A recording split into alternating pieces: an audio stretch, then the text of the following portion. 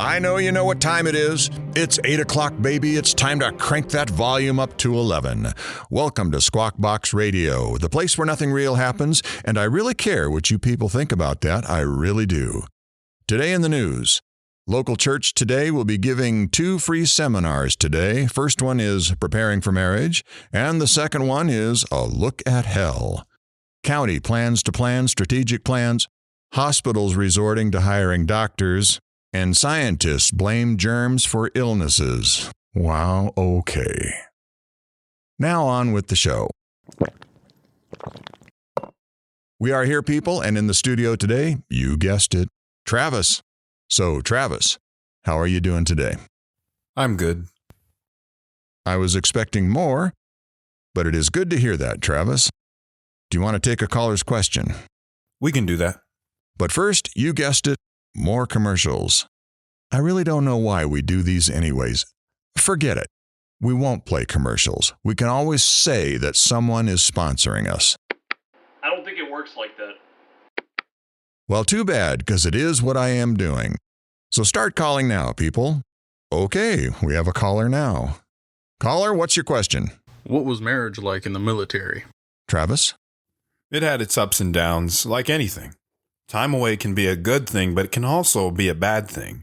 But you have to remember that you are sleeping under the same stars, but your heart can feel every mile you are away. I do have a story that I can share if you want. Please do. I'm interested. It was a warm, sunny day. I was outside playing with the kids. Wait. Kids? How many did you have? Becky and I have 2 kids. Sorry, Travis. There is always something that we don't know. It's okay. You can always ask if you want to know something. I think we're good now. Continue, please. As I was saying, it was a warm, sunny day, and I was outside playing with the kids. You can do it. But Dad, I'll fall. No, you won't. You can do this. Are you watching Peter? He's fine. Look, Mom. Look at Kelly. She's doing it.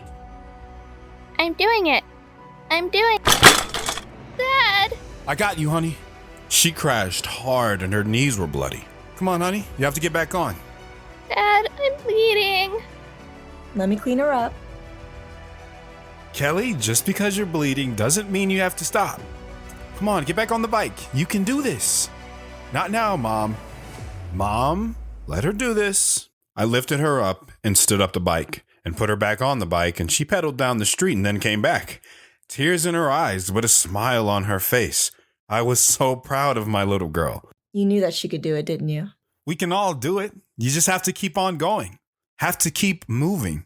Sometimes, I wonder what my life would have been without you. Don't waste your time on that. I'm with you, always.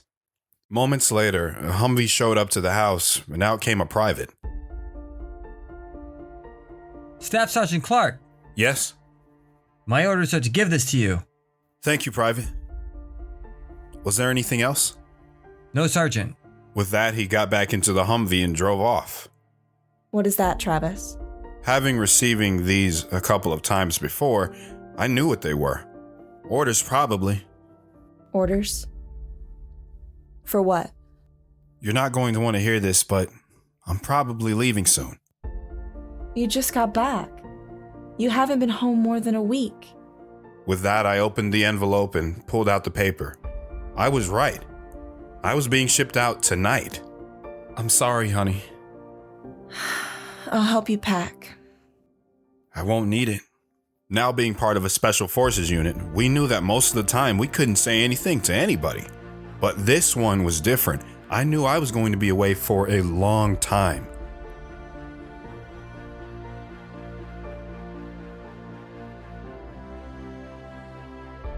Can you tell me anything?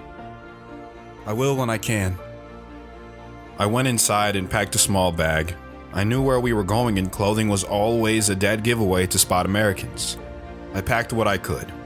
Later that evening, I spent what was going to be the last supper I had with my family for a long time. We had a good meal. After the meal and after I put the kids to bed, I came out and saw Becky by the door, holding my bag. Her head was down, swaying her free arm. She knew I couldn't say anything. You come back to me. I always have, haven't I? With that, she kissed me and held on to me, not wanting to let go. I gotta go, honey.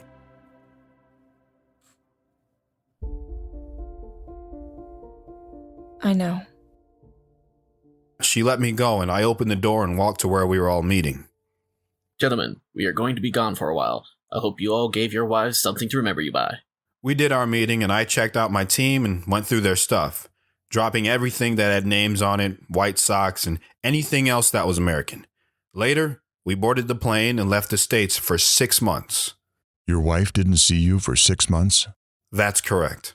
I don't know if I could handle that. It's not for everyone, but it's what I did. I did it a lot. When we get to our grid, we jump. You all got a map? Remember it. There is no one looking for us. We are on our own here, gentlemen. Ammo check, stand up, line up, hook up, and shuffle to the door. We stood up and each person checked the chute of the person in front of him. When they were good, they would slap the person's shoulder and yell, "Good to go." I saw the light turn green and yelled, "Go, go, go!" One by one, we all jumped out, with me being the last to jump. I flew out of the plane and pulled my cord.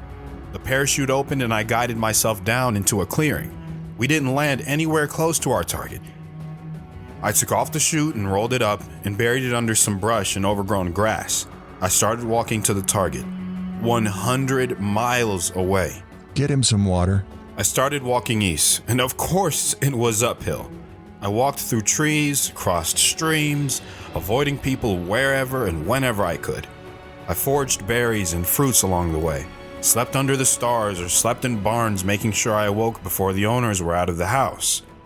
I stayed moving every chance I got. The rain slowed me down, but it took me 3 nights to get to my location. I was there another night by myself until... You the only one here? Yeah, How long have you been here? a day. Jesus, Travis, did you sleep? Yeah, I slept a couple hours a day. Any action? No sign of target movement yet. A couple hours later, the rest of the team showed up. We spread out so that all vantage points could be secured and backed up if needed. We stayed there for 2 months watching and reporting what was happening, until finally something happened. Our target was out in the open. Verified target, eyes up. Everyone stay alert. We are going in. Target only. I slowly moved in, seeing my team and my peripherals also moving in. I got to a building, put my back against the wall, slowly moved around the corner and...